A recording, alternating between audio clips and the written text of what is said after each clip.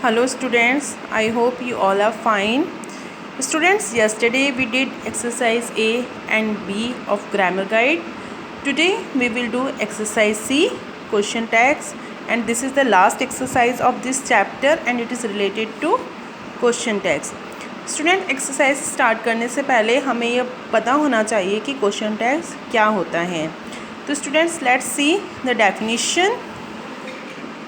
Question tags are used to seek confirmation or if we want someone to agree with us. Question tags किस लिए use किए जाते हैं? Conformation के लिए कि सेंटेंस में जो बोला जा रहा है वह सही है या नहीं, और if we want someone to agree with us, और जब हम यह चाहते हैं कि हम जो बोल रहे हैं वो सही है तो हम सामने वाले को हमारी बात से एग्री करवाना चाहते हैं, तब हम क्वेश्चन टैग का यूज़ करते हैं. फॉर एग्ज़ाम्पल, यहाँ पर हम एग्ज़ाम्पल देखते हैं जिससे कि आपको क्वेश्चन टैग क्लियर हो जाएगा. The boys are playing. Simple sentence है कि बॉयज़ खेल रहे हैं, कॉमा आंट दे. अब यहाँ पर हमने क्या कहा है? आंट दे. स्टूडेंट्स, यह जो जिसमें हमने अंडरलाइन किया है इसे कहते हैं क्वेश्चन टैग. क्वेश्चन टैग में क्या होता है?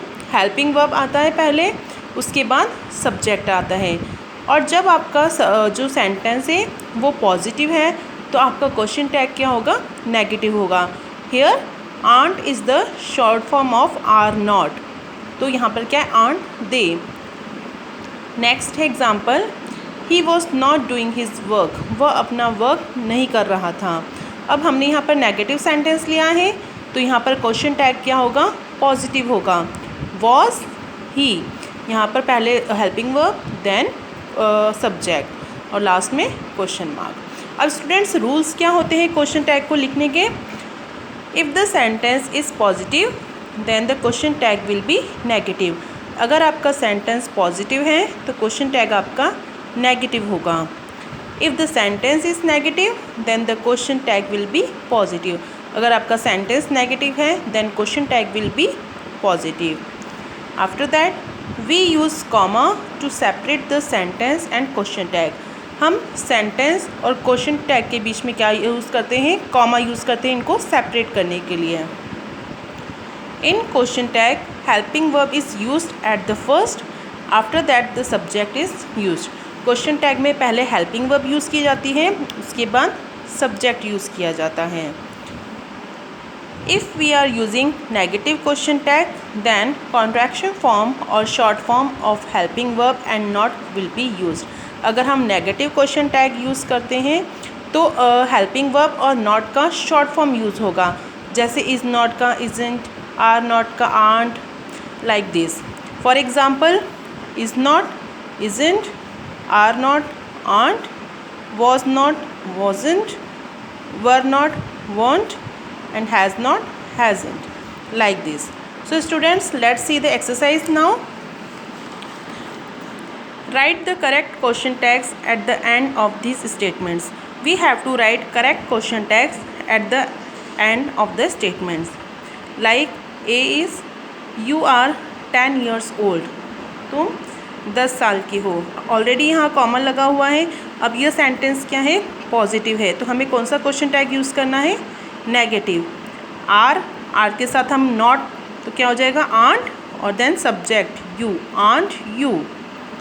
बी है इट इज़ंट कोल्ड टुडे. आज बहुत सर्दी नहीं है, आज सर्दी नहीं है.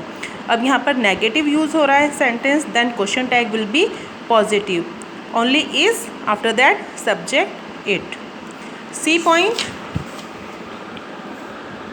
She has a pet cat. उसके पास एक पालतू बिल्ली है. Again positive sentence, then question tag will be negative. Hasn't she, has not का short form hasn't she. After that next sentence, they haven't left for the airport.